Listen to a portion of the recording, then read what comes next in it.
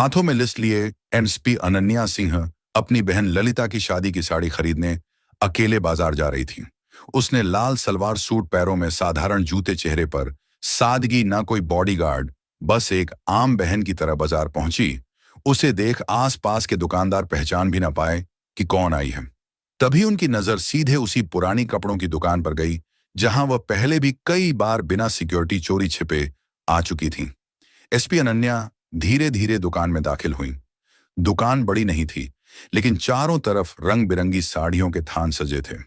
Counter पर मालिक हिसाब किताब में उलझा था और करीब 20 साल का एक लड़का ग्राहकों को साड़ियां दिखा रहा था। अनन्या को आते देख किसी ने खास ध्यान नहीं दिया। सबको लगा कोई आम सी ग्राहक होगी। वह काउंटर के पास जाकर खड़ी हो गई और लड़के से बोली, भैया मेरी बहन की शादी है, उसके लिए एक बहुत अच्छी साड़ी चाहिए, कुछ बढ़िया डिजाइन दिखाएं। लड़के ने बेमन से कुछ साड़ियां काउंटर पर फैला दी। अनन्या एक एक साड़ी को उठाकर गौर से देखने लगी। उसे कभी रंग पसंद नहीं आता तो कभी बॉर्डर नहीं। उन्होंने एक साड़ी को देखकर कहा, यह रंग बहुत हल्का है, ललिता पर खिलेगा नहीं। इसका बॉर्डर बहुत पतला है, शादी के हिसाब से जचेगा नहीं। फिर अनन्या ने एक और साड़ी को पलटकर कहा, अरे यह तो बहुत ज्यादा छटक है, दुल्हन को थोड़ा सोबर दिखना चाहिए। इसी तरह आधा घंटा कब बीत गया पता ही नहीं चला। दुकान में ग्राहकों की भीड़ बढ़ने लगी थी। लड़के के चेहरे पर अब झुंझुलाहट साफ झलक रही थी। उधर रामलाल भी अपनी मोटी ऐनक के पीछे से बार बार अनन्या को घूर रहा था। फिर वह थोड़ा रूखेपन से कहा, सब एक से बढ़कर एक पीस हैं, मैडम जी इनमें से ही कोई ले लीजिए। लेकिन अनन्या का दिल मान ही नहीं रहा था। उनके लिए यह सिर्फ एक साड़ी नहीं थी, यह उनकी बहन के लिए उनका प्यार, उनका दुलार था। उन्होंने शांत स्वर में जवाब दिया, मुझे कोई जल्दी नहीं है भाई साहब, मेरी बहन की शादी का मामला है, सबसे अच्छा ही चाहिए। तो रामलाल ने धीरे से लड़के को इशारा किया। लड़का बड़बड़ाता हुआ तहखाने की ओर गया और कुछ ही देर में नए बंडल उठाकर ले आया और काउंटर पर रख दिया। अब काउंटर साड़ियों से भर चुका था। अनन्या एक एक साड़ी खुलवाकर देख रही थी और रामलाल का पारा चढ़ता जा रहा था। लड़का धीरे से अपने मालिक के कान में फुसफुसाया, आधे घंटे से दिमाग खराब कर रखा है, एक साड़ी तो पसंद आ नहीं रही। अनन्या ने उसकी बात सुन ली। एक पल को उन्हें बुरा लगा। वह चाहे तो 1 मिनट में इस दुकान पर ताला लगवा सकती थी, लेकिन आज वह अपनी पावर का इस्तेमाल नहीं करना चाहती थी। उन्होंने लड़के की बात को अनसुना कर दिया और फिर लगभग 1 घंटे की माथापेची के बाद उनकी नजर उस पर पड़ी, एक गहरे मरून रंग की साड़ी जिस पर सोने के धागों से चौड़ा बॉर्डर बना था और पूरी साड़ी पर महीन कढ़ाई का काम था। वह साड़ी जैसे ललिता के लिए ही बनी थी।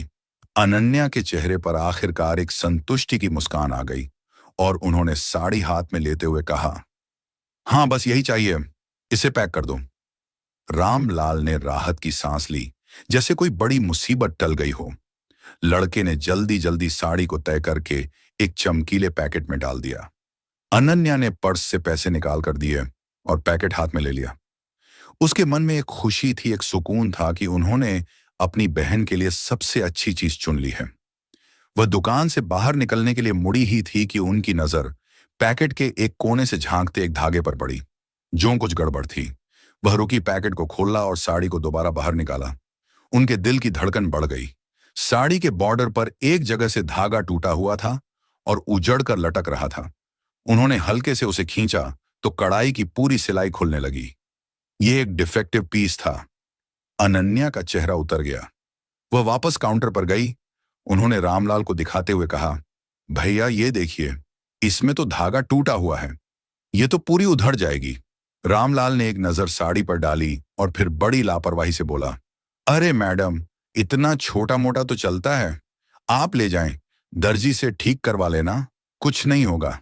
अनन्या का गुस्सा अब बढ़ने लगा था। उनकी आवाज थोड़ी सख्त हो गई। वह रामलाल को बोली, चलता कैसे है, मैं इतने पैसे दे रही हूं, कोई फोकट में तो नहीं ले रही, मुझे ठीक साड़ी चाहिए। अब रामलाल भी भड़क गया और कड़क आवाज में बोला, देखिए मैडम, अब बार बार तो नहीं बदल सकते, आपने खुद देखकर पसंद की है, अब इसमें हमारी क्या गलती। काउंटर के पीछे खड़ा लड़का भी हंसते हुए बोला, अरे मैडम, आपने तो सब कुछ जांच परख कर ही लिया था ना, अब नाटक क्यों कर रही हो। यह सुनते ही अनन्या के आत्मसम्मान को ठेस लग गई।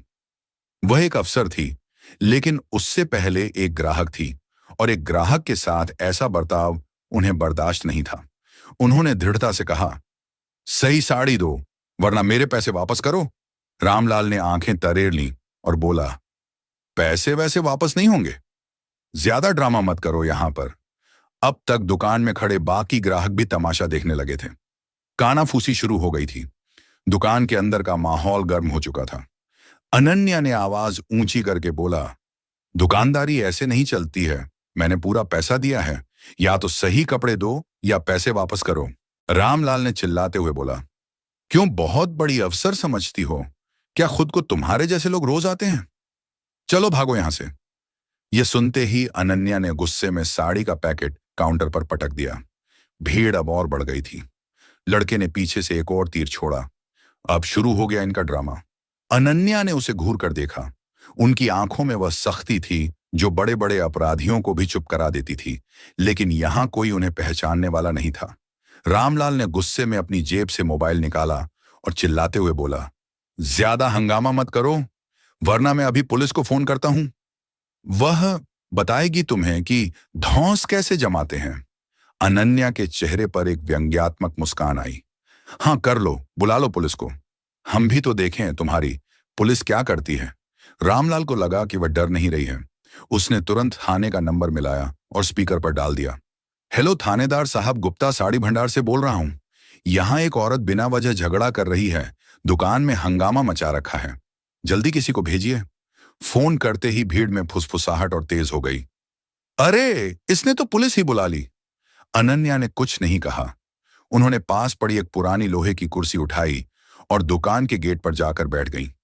उन्होंने आसमान की तरफ देखा और एक पल के लिए उन्हें ललिता का चेहरा याद आया, उसकी शादी का सपना याद आया। लेकिन अब यह सिर्फ एक साड़ी की बात नहीं थी, यह उनके आत्मसम्मान की लड़ाई बन चुकी थी। वह पीछे नहीं हट सकती थी। वह उस कुर्सी पर शांति से बैठी थी जैसे किसी तूफान के आने का इंतजार कर रही हो। मन में एक भरोसा था। उन्होंने खुद से कहा, कोई बात नहीं, पुलिस आएगी, मुझे पहचान लेगी और यह सारा तमाशा 1 मिनट में खत्म हो जाएगा। आखिर वह इसी जिले की एसपी अनन्या थी। हर थानेदार, हर दरोगा उन्हें पहचानता था। पूरा पुलिस डिपार्टमेंट उन्हें सलाम करता था। लेकिन शायद किस्मत को आज उनकी परीक्षा लेनी थी। 10 मिनट बाद पुलिस की एक पुरानी जीप धूल उड़ाती हुई दुकान के सामने आकर रुकी। जीप से एक दरोगा विक्रम सिंह और 2 सिपाही नीचे उतरे। दरोगा विक्रम सिंह की तोंद बाहर निकली हुई थी और चेहरे पर एक अजीब सी अकड़ थी। भीड़ उन्हें देखकर किनारे हो गई। रामलाल दौड़कर दरोगा विक्रम सिंह के पास गया। उसने अनन्या की तरफ इशारा करते हुए कहा, साहब यही है, वह औरत बिना बात के झगड़ा कर रही है, हमारी दुकान का माहौल खराब कर रही है। दरोगा विक्रम सिंह ने बिना कोई सवाल पूछे अनन्या को ऊपर से नीचे तक घृणा भरी नजरों से देखा। अनन्या अभी भी कुर्सी पर बैठी थी। उनके चेहरे पर थकान थी, लेकिन आंखों में एक उम्मीद भी थी कि अब सब ठीक हो जाएगा। तभी दरोगा विक्रम सिंह ने गरज कर पूछा, कौन हो तुम, क्या तमाशा लगा रखा है? यहां अनन्या ने शांत होकर जवाब दिया, तमीज से बात करो। फिर उन्होंने कहा, मैं अनन्या सिंह हूं। दरोगा विक्रम सिंह अकड़ते हुए बोला, अनन्या सिंह हो तो क्या हुआ, किसी रानी के खानदान से हो क्या? दरोगा विक्रम सिंह ने बीच में ही उनकी बात काट दी, क्या तुम्हें दुकान में हंगामा करने का लाइसेंस मिल गया है क्या? अनन्या ने एक गहरी सांस ली। शायद तुम्हें पता नहीं है कि तुम किससे बात कर रहे हो। दरोगा विक्रम सिंह जोर से हंसा, हाँ हाँ पता है, अब सबकी मां बनोगी तुम। ज्यादा अकड़ मत दिखाओ, सीधे थाने चलो, वहां तुम्हारी सारी अकड़ निकालता हूं। एक सिपाही आगे बढ़कर अनन्या का हाथ पकड़ने लगा। अनन्या ने उसे घूर कर देखा तो वह एक पल को झिझक गया। यह देख भीड़ में खड़ी औरतें कानाफूसी करने लगीं और बोली, ये तो अच्छे घर की है, पर है बड़ी झगड़ालू। तभी रामलाल ने दरोगा विक्रम सिंह को कंधे से पकड़कर धीरे से दुकान के अंदर ले गया। काउंटर के पीछे ले जाकर उसने अपनी पैंट की जेब से कुछ नोट निकाले और दरोगा विक्रम सिंह की जेब में खिसका दिए। साहब इसको उठा ले जाएं यहां से, उसने फुसफुसा कर कहा, यह हमारा धंधा खराब कर रही है, जो भी खर्चा पानी होगा मैं देख लूंगा। दरोगा विक्रम सिंह ने नोटों पर एक नजर डाली। उसके होंठों पर एक गिरी हुई मुस्कान आई। रिश्वत की गर्मी ने उसकी अकड़ को और बढ़ा दिया। वह भीड़ की तरफ देखते हुए बाहर निकला। अनन्या अब भी उसी कुर्सी पर बैठी थी। वह सोच रही थी, अब तक तो इसने मुझे पहचान लिया होगा, अब यह नाटक खत्म होगा। पर दरोगा विक्रम सिंह ने सिपाहियों को इशारा किया। इस बार दोनों सिपाहियों ने आगे बढ़कर अनन्या की दोनों बाहें मजबूती से पकड़ लीं। अनन्या चौंक गई। यह क्या बदतमीजी है, मेरी बात तो सुनो। दरोगा विक्रम सिंह ने सीटी बजाते हुए जीप की तरफ इशारा किया और बोला, बहुत बोल लिया तुमने, अब थाने चलो, वहीं पता चलेगा कौन कितना बड़ा अफसर है। भीड़ में से किसी ने ताना कसा, देखो देखो बड़ी मैडम बनने आई थी, अब हवालात में चक्की पीसेंगी। रामलाल दूर खड़ा अपनी मूंछों पर ताव देते हुए हंस रहा था। एसपी अनन्या की आंखों में आग जल रही थी, लेकिन उस वक्त उनकी आवाज से ज्यादा भारी था कानून के रखवालों का वह हाथ जो आज एक बेकसूर को पकड़ रखा था। उन्होंने कोई विरोध नहीं किया। वह जानती थीं कि अगर उन्होंने यहां अपनी पहचान बताई तो ये लोग शायद यकीन ना करें और तमाशा और बढ़ जाए। जीप का दरवाजा खुला। सिपाहियों ने उन्हें लगभग ढकियाते हुए अंदर बिठा दिया। जीप का दरवाजा बंद हुआ और उनकी इज्जत, उनका पद, सब कुछ उस बंद दरवाजे के पीछे कैद हो गया। गाड़ी जैसे ही गली से बाहर निकली, रामलाल ने राहत की सांस ली और अपनी दुकान का शटर गिरा दिया। धंधा फिर से अपनी रफ्तार पकड़ लेगा, लेकिन एसपी अन्या सिंह की इज्जत को थाने के रास्ते पर घसीटा जा रहा था। पुलिस जीप धूल उड़ाती हुई थाने के गेट पर आकर रुकी। यहां बाजार की भीड़ तो नहीं थी, बस कुछ मुजरिमों के रिश्तेदार और पुलिस वाले थे। माहौल में एक अजीब सी उदासी और खामोशी थी। दरोगा विक्रम सिंह जीप से उतरा और एक सिगरेट सुलगकर कश लेने लगा और सिपाही ने जीप का दरवाजा खोले और अनन्या को बाहर खींचकर निकाला गया। लेकिन अनन्या सिर्फ चुप थी, कोई बहस नहीं, कोई गिड़गिड़ाहट नहीं। उनकी सीधी नजर दरोगा विक्रम सिंह के चेहरे पर थी, लेकिन रिश्वत और अहंकार में डूबे उस दरोगा विक्रम सिंह को कुछ भी समझ नहीं आ रहा था। दरोगा विक्रम सिंह ने उन्हें धक्का देते हुए कहा, ले चलो थाने के अंदर। थाने में अंदर एक हेड कांस्टेबल बैठा फाइलें पलट रहा था। उसने पूछा, साहब ये कौन लड़की है? दरोगा विक्रम सिंह ने घमंड से कहा, यह बहुत बड़ी तोप बनी फिरती थी, एक दुकानदार से झगड़ा कर रही थी। ऐसे ही लोग शहर में दंगे करवाते हैं, इसे हवालात में डालो, सारी गर्मी निकल जाएगी। अनन्या ने एक आखिरी बार कोशिश की। मैं अनन्या सिंह हूं, हेड कांस्टेबल ने बीच में ही टोक दिया। नाम पता बाद में कागज में लिख लेंगे मैडम, पहले अंदर चलिए। एक सिपाही ने लोहे का एक भारी गेट खोला और उन्हें हवालात में डाल दिया। अंदर सीलन भरी हवालात थी, दीवारों से पपड़ी उतर रही थी और हवा में एक अजीब सी बदबू थी। एक कोने में टूटी हुई चारपाई पड़ी थी। अनन्या ने एक गहरी सांस ली। ये वही हवालात थी जिसका उन्होंने कुछ दिन पहले ही निरीक्षण किया था। आज वो खुद इसमें एक कैदी बनकर खड़ी थी। दरोगा विक्रम सिंह ने बाहर से ताला लगाया और जोर से हंसा और बोला, अब बनो अफसर और रानीबाई। हवालात की दीवारों पर अनन्या के चेहरे की परछाई कांप रही थी और मन ही मन सोच रही थी कि कितने नीचे गिर चुके हैं ये लोग, इनकी किए की सजा जरूर दूंगी। ये कैसा इंसाफ है जो सच और झूठ में फर्क नहीं कर सकता। इतना सोच ही रही थी, तभी उसी थाने में हवालात के बाहर लकड़ी की एक पुरानी कुर्सी पर एक दूसरा दरोगा बैठा था। उसका नाम था राजेंद्र सिंह। उम्र ज्यादा नहीं थी, लेकिन वो अपने काम में बेहद ईमानदार और तेज माना जाता था। वो एक केस की फाइल देख रहा था जब उसकी जीप के आने की, गेट के खटखटाने की और ताला बंद होने की आवाज सुनाई दी। राजेंद्र सिंह ने सिर उठाकर देखा। उसकी नजर हवालात की सलाखों के पीछे गई। अंदर लाल सूट पहने एक औरत चुपचाप जमीन पर बैठी थी, लेकिन उसके चेहरे पर कोई डर या घबराहट नहीं थी। वही शांति, वही तेवर, वही रुतबा जो उसने कई बार जिले की बड़ी बड़ी मीटिंग्स में देखा था। उसने अपनी फाइल बंद की। एक अजीब सी बेचैनी उसे हवालात की तरफ खींच ले गई।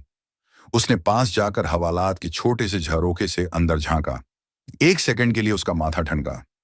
अरे ये तो उसके मुंह से बस इतना ही निकला। उसने पास खड़े एक सिपाही को इशारा किया। ये कौन है, किस केस में लेकर आए हो? सिपाही ने हंसते हुए पूरी कहानी बता दी। साहब एक दुकानदार से झगड़ा कर रही थी, दरोगा विक्रम सिंह साहब पकड़ लाए, कह रहे थे बड़ी अफसर बनती थी। राजेंद्र ने उसकी बात पर ध्यान नहीं दिया। उसकी आंखें सीधे अंदर देख रही थीं। तभी हवालात में बैठी अनन्या ने भी नजर उठाकर उसे देखा।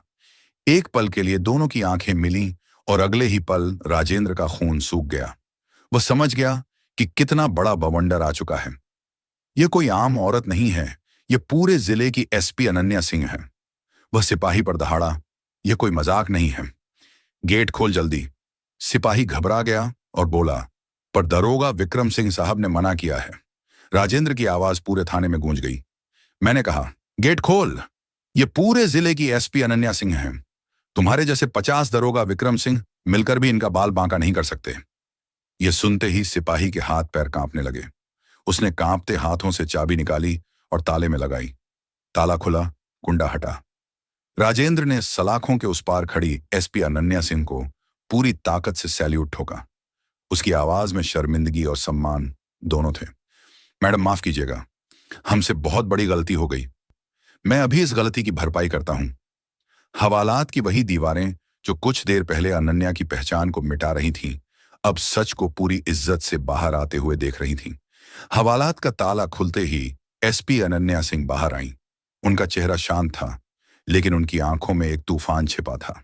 राजेंद्र ने उन दोनों सिपाहियों और हेड कांस्टेबल को जमकर फटकार लगाई। कुछ ही मिनटों में यह खबर थाने से बाहर जैसे ही पहुंची कि हवालात में बंद औरत कोई आम महिला नहीं, बल्कि पूरे जिले की एसपी अनन्या सिंह है। दरोगा विक्रम सिंह के होश उड़ गए। उसका चेहरा पीला पड़ गया, माथे पर पसीने की बूंदें छलक आईं। अभी तक वह अपनी बहादुरी और अकड़ दिखा रहा था, लेकिन अब उसकी टांगें कांप रही थीं। वह बेतहाशा थाने की ओर भागा। सीढ़ियां चढ़ते हुए उसके पैर फिसल रहे थे, सांसें तेज हो गई थीं। कमरे का दरवाजा खोला तो सामने वही दृश्य था। हवालात खुल चुकी थी। एसपी अनन्या सलाखों से बाहर आ चुकी थी। चारों तरफ पुलिस वाले खामोश खड़े थे, जैसे किसी अपराध पर गवाह हों। दरोगा विक्रम सिंह ने जैसे ही अनन्या को देखा, उसकी आंखों में खौफ उतर आया। वह दौड़कर उनके पैरों में गिर पड़ा। माफ कर दीजिए मैडम, मुझसे बहुत बड़ी गलती हो गई। मैं आपको पहचान नहीं पाया। आप चाहें तो जो सजा दें मैं झेल लूंगा, बस मुझ पर दया कर दीजिए। उसकी आवाज कांप रही थी, हाथ जोड़कर गिड़गिड़ा रहा था। पूरे थाने में सिर्फ उसकी हून हारती हुई आवाज गूंज रही थी, लेकिन अनन्या का चेहरा शांत था। उनकी आंखों में गुस्सा नहीं, बल्कि एक ठंडी शक्ति थी, वह शक्ति जो अपराधी को पिघला दे। उन्होंने धीरे से कदम पीछे हटाए, उसकी ओर देखा और कड़क आवाज में कहा, तू सोच रहा है कि गिड़गिड़ाने से तेरी गलती माफ हो जाएगी? याद रख, यह कुर्सी कोई सौदा नहीं है जो रिश्वत और डर से बच जाए। यह जिम्मेदारी है और तूने उस जिम्मेदारी को पैसों और झूठे अहंकार के नीचे कुचल डाला। दारोगा विक्रम सिंह रोते हुए बोला, मैडम रहम कर दीजिए, घर वाले बच्चे सब भूखे मर जाएंगे। मैं अपनी पत्नी की कसम खाता हूं, अब कभी ऐसी गलती नहीं होगी। अनन्या ने उसकी बात बीच में ही रोक दी। उनकी आवाज पूरे थाने में गड़गड़ाहट की तरह गूंजी। बस अब तेरी यह नौटंकी मुझे और नहीं सुननी। तूने आम महिला समझकर जिस तरह से मेरे साथ दुर्व्यवहार किया, उसी तरह तूने न जाने कितनों के साथ ऐसा काम किया होगा। तू माफी के लायक नहीं है, आज से तू सस्पेंड है। एसपी अनन्या की यह बात सुनते ही पूरा थाना सन्नाटे में डूब गया। दारोगा विक्रम सिंह वहीं जमीन पर गिरा, सिर पकड़कर सुबकने लगा। उसके होंठ कांप रहे थे, लेकिन अब उसके पास कोई दलील नहीं बची थी। राजेंद्र ने तुरंत रिपोर्ट निकाली, सस्पेंशन का आदेश लिखा और उस दारोगा विक्रम सिंह को वहीं मौजूद पुलिस जीप में बैठाकर लाइन हाजिर करवा दिया। अब उसकी अकड़ धूल हो चुकी थी। अगले ही दिन उस कपड़ा रामलाल को भी नोटिस भेज दिया गया। ग्राहक के साथ धोखाधड़ी, झूठा केस दर्ज करवाना और प्रशासन के काम में बाधा डालना। उसकी दुकान का लाइसेंस रद्द करने की कार्यवाही शुरू हो गई। रात काफी हो चुकी थी, लेकिन अनन्या ने एक पल भी आराम नहीं किया। उन्होंने वॉशरूम जाकर अपने कपड़े ठीक किए, चेहरे पर पानी के छींटे मारे। वह दर्द व अपमान सब कुछ उन्होंने अपने अंदर समेट लिया था। एक सिपाही ने कहा, मैडम सरकारी गाड़ी भेज देते हैं। अनन्या ने सिर हिला दिया, नहीं, मैं अपनी कार से ही जाऊंगी। वह फिर से अफसर नहीं, सिर्फ एक बहन बनना चाहती थी। थाने से बाहर निकलकर जब वह अपनी पुरानी कार में बैठी तो उनकी आंखों में आंसू आ गए, लेकिन उन्होंने उन्हें बहने नहीं दिया। कुछ ही घंटों बाद उनकी गाड़ी उसकी घर के गेट पर रुकी। शादी के घर में शहनाई की गूंज थी। चारों तरफ हंसी, मजाक, नाच गाना और मेहमानों की चहल पहल थी। ललिता अपनी सहेलियों से घिरी हुई थी और उसके चेहरे पर दुल्हन बनने की एक अनोखी चमक थी। उस चमक के बीच उसकी आंखें बार बार अपनी बड़ी बहन अनन्या को ढूंढ रही थीं। अनन्या वहीं थी, हर रस्म में ललिता के साथ खड़ी, कभी उसकी चुनरी ठीक करती, कभी उसे छेड़कर हंसा देती। चेहरे पर एक शांत और प्यारी सी मुस्कान थी, जैसे कल रात कुछ हुआ ही ना हो। उन्होंने ललिता को वो मरून रंग की साड़ी दी तो ललिता की आंखें खुशी से भर गईं। दीदी, ये कितनी सुंदर है, आपने मेरे लिए सबसे अच्छी चीज चुनी है। अनन्या बस मुस्कुरा दी, बोली, अरे पगली, तेरे लिए तो जान भी हाजिर है। लेकिन उस मुस्कान के पीछे एक गहरा समंदर छिपा था। कल रात जो कुछ भी हुआ, वह किसी बुरे सपने की तरह बार बार उनके दिमाग में कौंध रहा था। वह हवालात की सीलन भरी बदबू, वह दारोगा विक्रम सिंह की गिरी हुई हंसी, वह रामलाल का घमंडी चेहरा और भीड़ की वह चुभती हुई निगाहें, सब कुछ उनकी आत्मा पर किसी घाव की तरह ताजा था। उन्होंने उस अपमान के घूंट को पिया जरूर था, लेकिन वह उनके गले में अटका हुआ था। वह मुस्कुरा रही थीं, लेकिन उनका मन बेचैन था। वह सोच रही थीं, क्या दारोगा विक्रम सिंह को माफ कर देना चाहिए था। आखिर उसने अपने बीवी बच्चों की कसम खाई थी कि आज के बाद कभी ऐसा काम नहीं करेगा। उसकी आंखों में डर से ज्यादा अपने घर की फिक्र झलक रही थी। अनन्या के दिल में बार बार सवाल उठ रहा था, क्या मैंने सही किया या गलत। उनकी आत्मा जानती थी कि वर्दी का अपमान बर्दाश्त नहीं किया जा सकता। लेकिन तभी उसे थाने का अंतिम दृश्य उसे याद आया, जब दारोगा विक्रम सिंह को सस्पेंड करके ले जाया जा रहा था, तो उसके चेहरे पे एक ऐसे हंसी थी कि मानो उसे कुछ हुआ ही नहीं हो। उसकी नजरें ये इशारा कर रही थीं कि तुमको देख लेंगे। उसके अंदर कोई डर नहीं था। उनकी आंखें शून्य में टिक गईं। वह उसकी आंखों में भय होने लगा।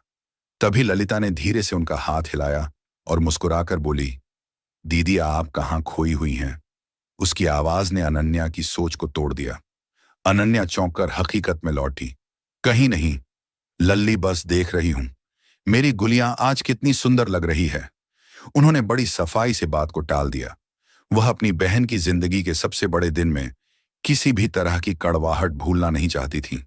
दीदी, कल आप इतनी देर से क्यों आई, और मां बता रही थी कि आपका फोन भी नहीं लग रहा था, सब ठीक तो है ना। ललिता की आंखों में चिंता साफ झलक रही थी। अनन्या ने एक गहरा सांस लिया। वह अपनी छोटी बहन से झूठ नहीं बोलना चाहती थी, लेकिन सच बताने का यह सही वक्त नहीं था। हाँ, सब ठीक है, बस एक जरूरी ऑफिशियल काम में फंसी थी। लेकिन देख, मैंने अपना वादा पूरा किया, तेरी साड़ी ले आई। रात को जब सब लोग संगीत और नाच गाने में डूबे थे, अनन्या अकेले छत पर चली गई। ठंडी हवा के बीच उसने राजेंद्र को फोन किया और बोला, मुझे दरोगा विक्रम सिंह और दुकानदार रामलाल की पूरी जानकारी चाहिए। राजेंद्र ने भरोसा दिलाया, सुबह तक रिपोर्ट दे दूंगा। अगले दिन हल्दी की रस्म के बीच फोन आया। राजेंद्र ने बताया, रामलाल के कई धोखाधड़ी के केस दबाए गए हैं और दरोगा विक्रम सिंह एमएलए भैरव सिंह यादव का खास आदमी है। अवैध शराब, जमीन कब्जा, वसूली सब उसी के लिए करता है। अनन्या ने सब जोड़ लिया तो रामलाल भी उसी के नेटवर्क का हिस्सा है। शाम होते ही बारात की खुशी पर अचानक साया छा गया। एक जीप से कुछ गुंडे कूदे और पंडाल के बाहर खौफ का तूफान उतर आया। उनके लीडर मंगल ने चिल्लाकर शादी रोकने को कहा, रोको ये शादी। उसकी आवाज में इतनी कर्कशता थी कि संगीत तुरंत बंद हो गया। पूरे पंडाल में सन्नाटा छा गया। उसने सबके सामने ललिता पर इल्जाम लगाया कि उसने उसके भाई जग्गा पहलवान से 50 लाख रुपए उधार लिए हैं और अब वह पैसे लौट आए बिना शादी करके भागना चाहती है। दूल्हे के घर वाले सख्ते में आ गए और मेहमान कानाफूसी करने लगे।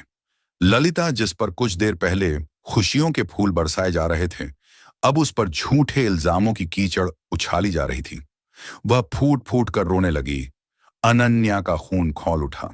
वो जानती थी कि यह भैरव सिंह की घटिया चाल है, उन्हें और उनके परिवार को बदनाम करने का तरीका। वह एक शेरनी की तरह आगे बढ़ी। उसकी आंखों में ना कोई डर था, ना कोई घबराहट, बस एक सर्द गुस्सा था। क्या सबूत है तुम्हारे पास? उसकी आवाज शांत लेकिन इतनी पेनी थी कि मंगल भी एक पल को ठिठक गया। मंगल ने कुछ नकली स्टैंप पेपर हवा में लहराए। अनन्या ने एक नजर में ही पहचान लिया कि वह जाली भी है। अच्छा, तो अपने जग्गा भाई का नंबर दो, मैं अभी उससे बात करती हूं। यह सुनकर गुंडे घबरा गए। वह तो शहर से बाहर है। तो फिर ये कचरे के टुकड़े मुझे मत दिखाओ। अनन्या ने कागज छीनकर उसके मुंह पर फेंक दिए। अब तुम्हारे पास दो रास्ते हैं, या तो चुपचाप यहां से निकल जाओ, या मैं अभी फोर्स बुलाकर धोखाधड़ी, मानहानि और एक पब्लिक सर्वेंट के परिवार को धमकाने के जुर्म में तुम सबको अंदर करवा दूंगी। पब्लिक सर्वेंट का नाम सुनते ही गुंडों के होश उड़ गए। उन्हें अंदाजा नहीं था कि वह किससे पंगा ले रहे हैं। 10 सेकंड के अंदर वह सब दुम दबा कर भाग गए। माहौल संभल तो गया, लेकिन जश्न का रंग फीका पड़ चुका था। अनन्या ने दूल्हे के पिता से हाथ जोड़कर माफी मांगी और उन्हें यकीन दिलाया कि उनकी बहन बेकसूर है। उन्होंने वादा किया कि वह इस साजिश की जड़ तक पहुंचेंगी। उस दिन अनन्या ने ठान लिया था कि भैरव सिंह ने उनकी बहन की इज्जत पर हाथ उठाकर अपनी बर्बादी को दावत दी है। ललिता की विदाई के बाद घर की खामोशी अनन्या के गुस्से को और बढ़ा रही थी। अगले ही दिन उन्होंने सबसे पहले रामलाल को गिरफ्तार किया। सरकारी गवाह बनने का दबाव डाला। डर के बावजूद रामलाल चुप रहा, लेकिन जब उसने देखा कि अनन्या ने भैरव सिंह के दाहिने हाथ जगह का पहलवान के अवैध जमीन कब्जों पर बुलडोजर चलवा दिया, करोड़ों का गैर कानूनी निर्माण मिट्टी में मिला दिया और 20 गुंडों को गिरफ्तार कर लिया, तब रामलाल टूट गया। उसने भैरव सिंह के राज खोले, बताया कि एक काली डायरी है जिसमें हर रिश्वत, हर धंधे का पूरा हिसाब लिखा है। वह डायरी उसके फार्म हाउस में छिपी थी। अनन्या ने आधी रात को ऑपरेशन धर्म चलाया। बिना सायरन और रोशनी वाली पुलिस गाड़ियां फार्म हाउस पहुंची। दरवाजे तोड़े गए, गार्ड्स हथियार डालने पर मजबूर हुए। अनन्या सीधे भैरव सिंह के कमरे में पहुंची। नींद से चौंक कर वह चिल्लाया, एसपी अनन्या, तुम्हारी हिम्मत कैसे हुई?